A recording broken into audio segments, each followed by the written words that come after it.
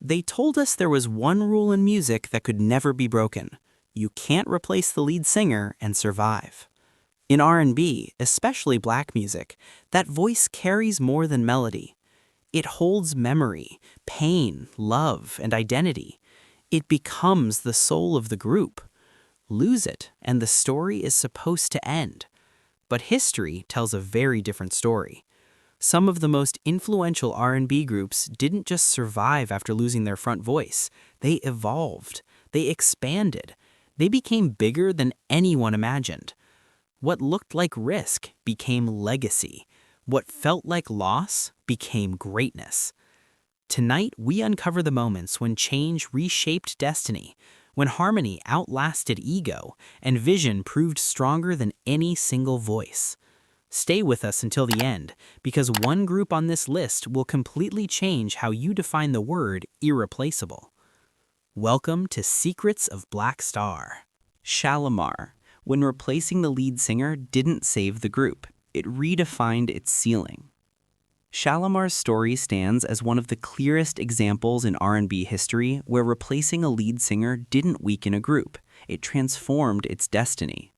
Formed in the late 1970s under Dick Griffey's Solar Records, Shalamar began as a studio-to-stage extension of Soul Train. Their early success, including Take That to the Bank, proved the concept worked. But behind the scenes, instability was already growing. In 1979, lead singer Gerald Brown exited amid financial disputes, leaving the group at a crossroads just as momentum was building. Instead of retreating, Griffey made a bold move. He brought in Howard Hewitt, a gospel-trained vocalist whose smoother, more versatile tone instantly reshaped the sound. The chemistry with Jody Watley and Jeffrey Daniel was immediate. What followed was Shalamar's golden era. Albums like Make That Move and Friends went gold and platinum, while songs such as A Night to Remember became defining anthems of early 80s R&B. Their synchronized choreography, futuristic style, and MTV-era visuals completed the reinvention. Shalamar's biggest success came after the replacement, proving that in black music, evolution isn't betrayal. Sometimes it's survival. The Manhattans, when tragedy turned into timeless romance. The Manhattans represent one of the most emotionally powerful transformations in R&B history because their rise after replacing a lead singer was born not from ambition, but from loss. Formed in the early 1960s, the group spent nearly a decade building credibility through tight harmonies and romantic storytelling. Their original lead singer, George Smith, anchored that early sound with a gentle, traditional soul delivery. Everything changed in 1970 when Smith was diagnosed with a brain tumor and passed away at just 30 years old. For many groups, that kind of tragedy would have marked the end. Instead, the Manhattans chose continuity.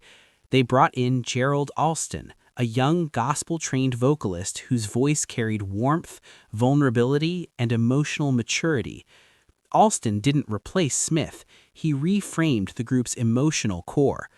That shift led to Kiss and Say Goodbye in 1976, a record that reached #1 on both the pop and R&B charts and became one of the most iconic slow jams of all time. With Alston, the Manhattans evolved into a defining voice of adult soul, proving that grief, when honored, can create music that lasts forever. Atlantic Starr, the quiet voice that finally broke through. Atlantic Starr's evolution proves that sometimes success isn't about singing louder, it's about singing smarter. Formed in the mid-1970s, the group spent years earning respect within black radio under lead singer Sharon Bryant. They released album after album, toured relentlessly, and built a loyal following, yet true pop crossover success remained just out of reach. By 1984, Bryant departed to pursue a solo career, and Atlantic Starr downsized their lineup.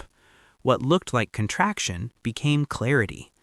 The group recruited Barbara Weathers, whose softer, warmer, more conversational tone blended into the music rather than overpowering it. That distinction changed everything. In 1985, Secret Lovers cracked the pop top 3, introducing Atlantic Starr to adult pop audiences nationwide. 2 years later, Always reached #1 across pop, R&B, and adult contemporary charts, an exceptionally rare achievement. The group's sound became less crowded, more intimate, and emotionally direct. Sharon Bryant helped Atlantic Starr survive their early years. Barbara Weathers helped them arrive.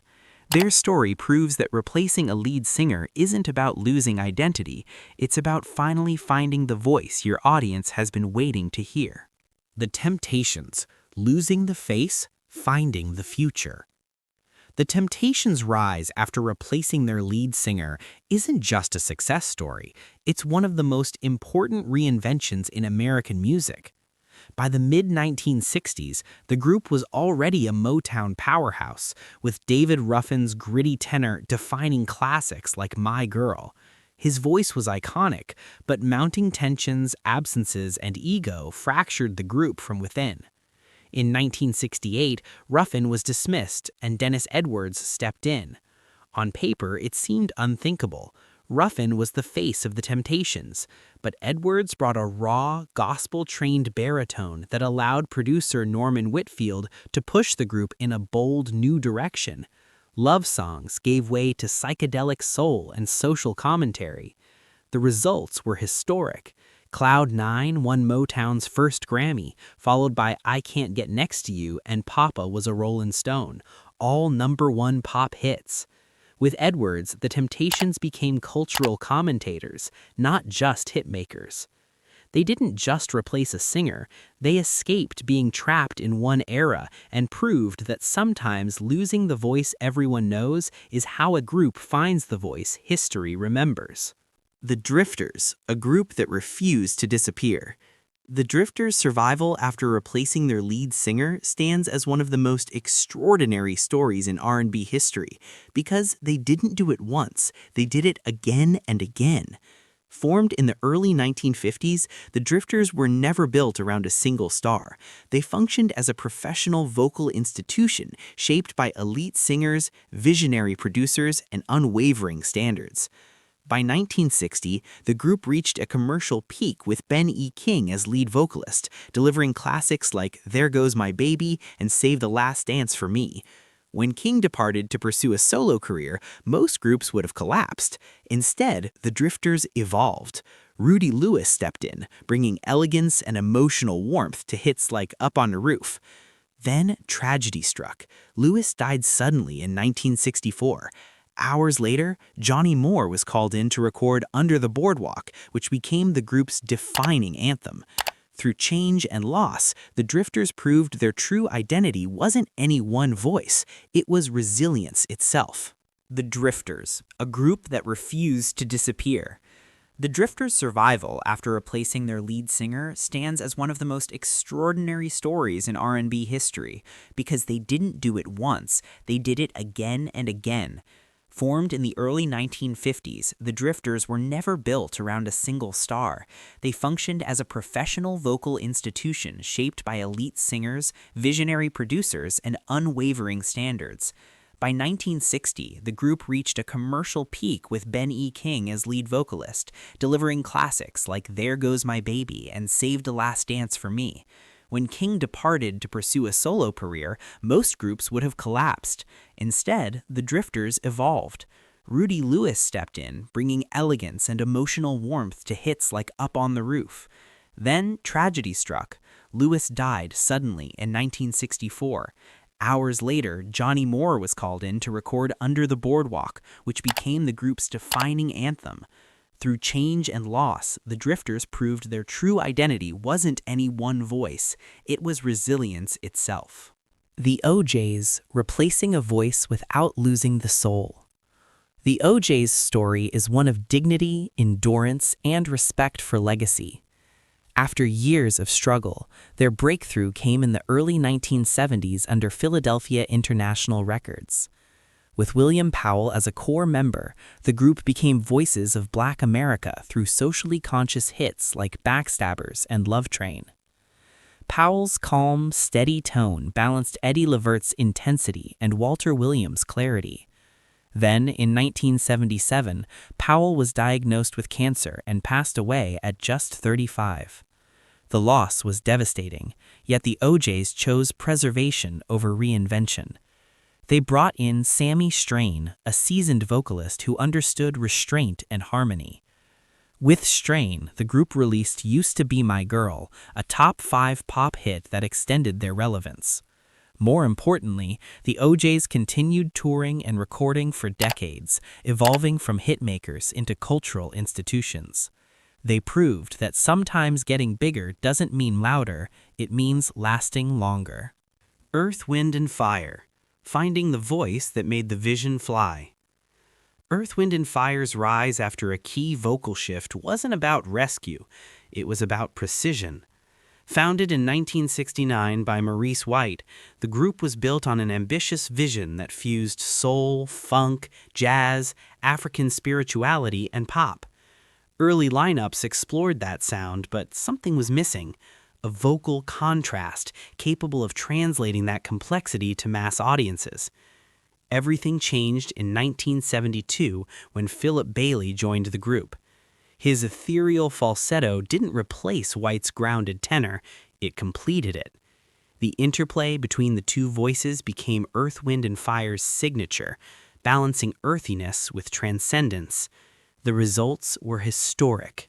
Shining Star reached #1 in 1975 and earned the group its first Grammy. What followed was a dominant run of global classics, including September, Fantasy, and Let's Groove.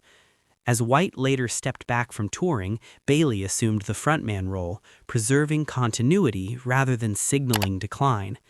Earth, Wind, and Fire didn't change direction, they found the voice that allowed their vision to soar. Heatwave, when survival became the greatest victory. Heatwave's story is one of the most human examples of a band replacing its lead singer and still moving forward. Formed in the mid-1970s by songwriter Rod Temperton, the group blended American funk with British precision. At the center was Johnny Wilder Jr., whose expressive tenor powered hits like Boogie Nights and Always and Forever. In 1979, tragedy struck. Wilder was left paralyzed after a car accident, ending his singing career overnight. Faced with an impossible choice, Heatwave chose continuity. Johnny's brother, Keith Wilder, stepped in as lead vocalist, not to imitate, but to preserve the spirit of the music. With Keith, Heatwave released The Groove Line, a top 10 hit that kept the group relevant during the turbulent disco era. Though they never fully recaptured their early peak, they endured. Heatwave proved that success isn't always measured by chart dominance. Sometimes it's measured by the courage to continue. Blue Magic offers one of the clearest lessons in longevity within R&B history. Emerging from Philadelphia in the early 1970s, the group thrived during the orchestral soul era, where harmony and mood mattered more than vocal theatrics. Lead singer Ted Mills helped deliver their breakout hit, Sideshow, a dramatic ballad that became an instant classic. When Mills left to pursue a solo career, Blue Magic didn't collapse or reinvent themselves. Instead, they redistributed lead vocals among multiple members, reinforcing the idea that the group's power lay in blend and balance. That choice worked. Songs like Three Ring Circus continued to chart and maintain strong adult R&B appeal. Producer Norman Harris ensured sonic consistency, keeping the group's emotional pacing intact despite changing trends. Blue Magic didn't chase disco extremes or radio fads. They leaned into maturity and cohesion. In doing so, they proved that unity, not individual spotlight, is what allows a group to survive long after the hits fade. These stories force us to rethink everything we believe about fame, leadership, and legacy in Black R&B history. Again and again, these groups proved that losing a lead singer didn't mean losing their soul.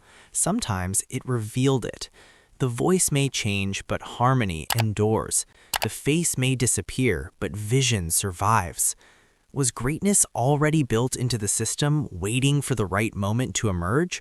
Or did adversity itself unlock a deeper level of truth, discipline, and purpose? What these stories teach us is simple but powerful. Survival is not failure, it is success in its most honest form. In Black music, evolution is not erasure, it is memory made durable. It is the refusal to let pain, loss, or ego silence the collective voice. If these stories changed how you define irreplaceable, stay connected. Like, subscribe, and share this journey with others who value legacy over hype. Because at Secrets of Black Starr, we don't just remember history, we protect it.